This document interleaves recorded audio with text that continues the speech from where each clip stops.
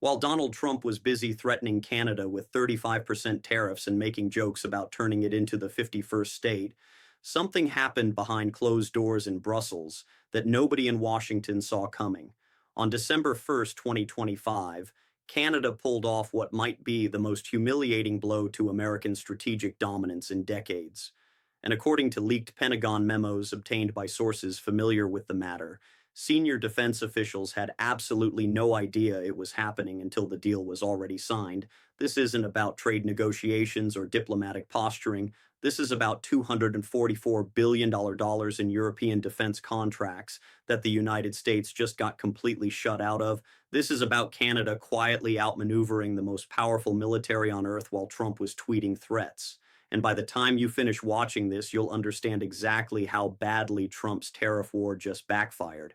Here's what went down. The European Union has been building something called SAFE, Security Action for Europe. Think of it as Europe's answer to decades of depending on American military protection. We're talking about 150 billion euros, roughly $244 billion Canadian dollars in low-interest loans designed specifically to finance defense production at massive industrial scale. This isn't symbolic investment. This is real money meant to buy missiles, ammunition, drones, artillery systems, air defense networks, advanced cyber warfare capabilities, and space technology. Europe looked at Russia's ongoing aggression in Ukraine, looked at Trump's constant threats to abandon NATO allies, and decided they couldn't afford to keep all their security eggs in the American basket. SAFE is the financial engine designed to make Europe militarily independent by 2030, and here's where it gets absolutely stunning. SAFE was designed exclusively for European Union member states. Nobody else gets in. The United Kingdom tried to join after Brexit and got rejected flat out. Australia lobbied hard for access and didn't even make it to serious negotiations. Even the United States, Europe's supposed indispensable partner and the world's largest military superpower, remains completely outside this framework. But Canada just became the first and only non-European country ever admitted into this exclusive defense club. Let that sink in for a second. In the most significant European military initiative since the Cold War ended, the only outside nation with a seat at the table is Canada. Not America, not Britain, Canada. And the timing absolutely devastating for Trump. While he was publicly humiliating Canadian Prime Minister Mark Carney, calling Canada a security threat and threatening to destroy their economy with tariffs, Carney was in Brussels quietly negotiating access to $4 trillion in defense contracts that American companies are now completely locked out of. To understand why this is such a catastrophic strategic failure, you need to know where Canada was before this happened.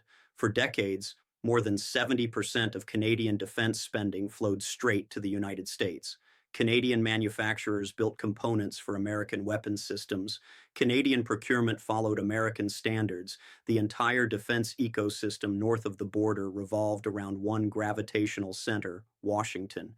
Canada was essentially locked into a single supplier relationship for almost everything related to national security, which meant they had zero leverage and zero alternatives if the relationship went south. And then Trump made sure the relationship went south. He spent his first term and now his second term treating Canada like an enemy state.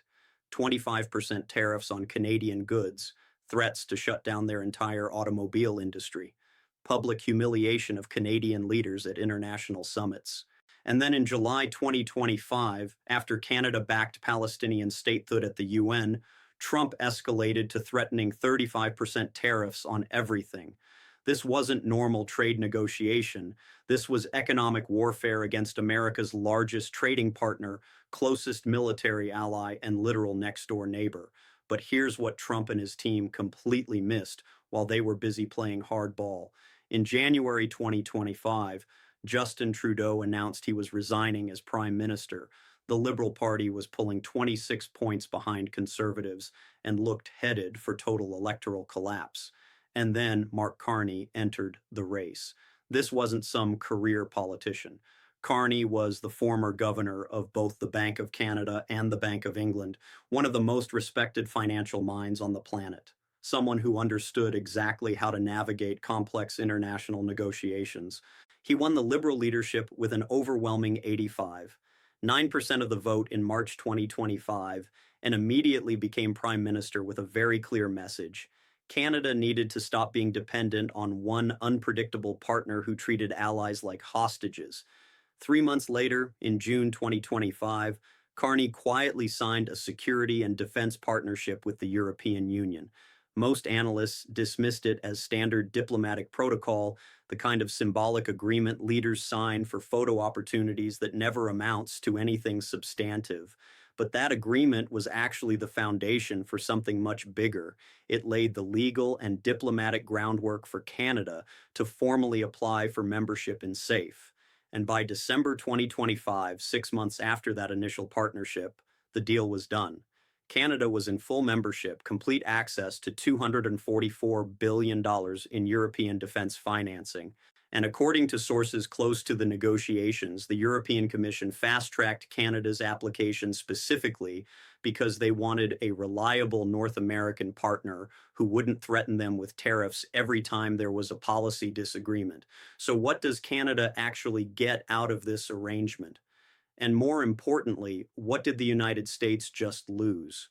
First, Canadian defense companies now have direct access to compete for $150 billion worth of defense projects across 27 European countries. That's not just export opportunities or one-off contracts. That's full integration into the core European defense supply chain for the next several decades. When Poland needs missiles, when Germany needs drones, when France needs ammunition, Canadian companies can now bid on those contracts on nearly equal footing with European firms. American defense contractors completely shut out. Second, and this is where it gets even more damaging for U.S. interests, Canada negotiated exemptions from the normal rules that would typically block outside suppliers. Under standard SAFE guidelines, joint defense projects require at least 65% of components to be produced within EU member states. That's a massive barrier designed to keep non-European suppliers out of the market. But according to European Commission sources who spoke on condition of anonymity, Canada secured special exemptions allowing Canadian firms to contribute up to 80% of a system's total value in specific high-demand categories. We're talking about drones, counter-drone systems, missile components, ammunition production, advanced sensors, and cyber capabilities. These are exactly the areas where American companies have traditionally dominated global markets. Canada just got preferential access while the United States stands on the outside looking in. Third, Canadian companies can now access the same low-interest EU-backed financing that European defense firms use. The European Union borrows money on global markets using its A credit rating, which means they get incredibly favorable interest rates. They then lend those funds to participating governments essentially at cost. This isn't just about cheaper money. This creates predictable long-term production schedules that allow Canadian manufacturers to invest in new facilities, hire thousands of workers, and build industrial capacity that typically takes decades to develop. And all of that economic activity that would have potentially gone to American defense contractors is now flowing to Canada and Europe instead. Fourth, Canada established a new defense investment agency specifically to manage SAFE participation. This isn't a temporary task force. This is a permanent institutional structure designed to coordinate between Canadian companies and European procurement officials for the next 30 to 45 years. The agency has already started identifying which Canadian firms should target which European projects, streamlining approvals, and cutting through bureaucratic red tape. According to officials familiar with the AY's mandate, the goal is to facilitate transactions worth tens of billions of dollars annually by 2030. That's tens of billions in defense contracts that American companies just lost access to because Trump decided to treat Canada like an adversary instead of an ally.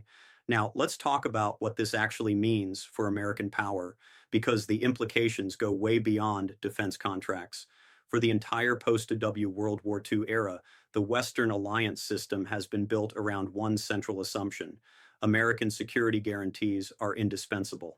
European countries underfunded their militaries for decades because they assumed the United States would always protect them. Canada did the same thing. NATO had a defense spending target of 2% of GDP, but Canada routinely spent only about 3%, making it one of the worst performers in the alliance. Critics in Washington called Canada a free rider, a country exploiting American military power while investing its money elsewhere. But what happens when that American security guarantee starts looking unreliable? What happens when the President of the United States openly questions whether NATO allies are worth defending, threatens close partners with economic warfare, and suggests annexing neighboring countries? European leaders looked at 4 years of Trump's first term, watched him get reelected, and decided they couldn't afford to depend entirely on Washington anymore. That's why they created SAFE. That's why they're rearming, and that's exactly why they invited Canada to join them. Think about the message this sends to the rest of the world. The European Union, representing 27 democracies and the world's second largest economy, looked around for a reliable partner to help build its defense industrial base and chose Canada over everyone else. They didn't pick Australia, even though it's part of the Five Eyes intelligence alliance. They didn't pick Japan or South Korea, even though both are major American allies with advanced defense industries. They picked Canada.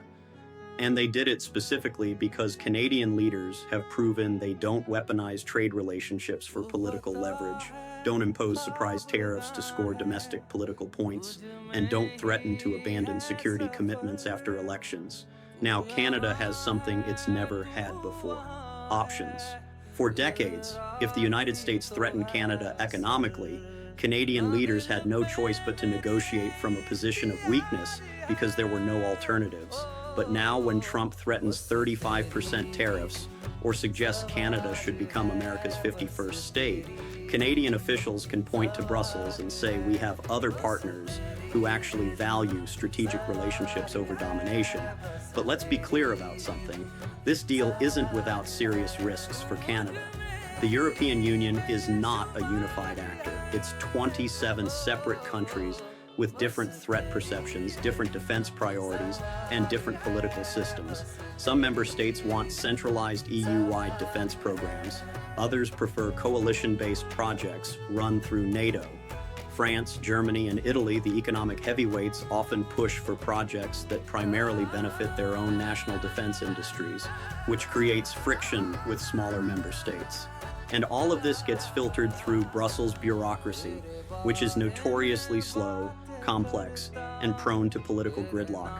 For Canada, that means navigating a political minefield where a project that looks promising today might stall tomorrow because two EU countries can't agree on technical specifications, or because a government changes after an election and completely shifts priorities.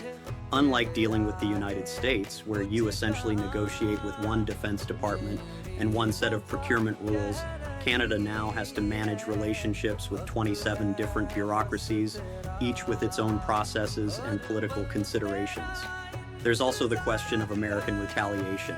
Trump has already shown he's willing to use tariffs as weapons against Canada for much smaller perceived slights. Imagine what he might do if he decides Canada's European defense partnership is an act of strategic betrayal. We've already seen him escalate tariffs from 25% to threats of 35% over relatively minor issues. If he views this deal as Canada actively undermining American defense industry profits and strategic interests, the economic response could be devastating. But here's what makes this moment so significant. Despite all those risks, Canada made the calculation that diversifying away from complete dependence on the United States is worth it.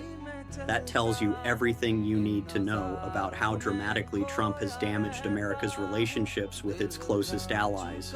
When your next-door neighbor, your largest trading partner, and one of your most reliable military allies decides that partnering with Europe is safer than relying on you, that's not just a policy disagreement. That's a fundamental breakdown in trust. The deal is done. Official ratification of Canada's SAFE participation is expected in the coming weeks, which means Canadian companies will start competing for European defense contracts probably by early 2026. The European Union has set a target of being fully ready for any military threat by 2030, which means the next 5 years will see an absolute explosion of defense spending across the continent. We're talking about over $1 trillion in total defense investments when you combine safe loans, national budgets, and broader European rearmament initiatives. And the United States completely on the outside, not because Europe or Canada are hostile to American interests, but because Donald Trump spent years treating allies like enemies, weaponizing trade relationships, and making it clear that American commitments can't be trusted. This is what happens when you mistake bullying for negotiation. This is the cost of turning partnership into domination.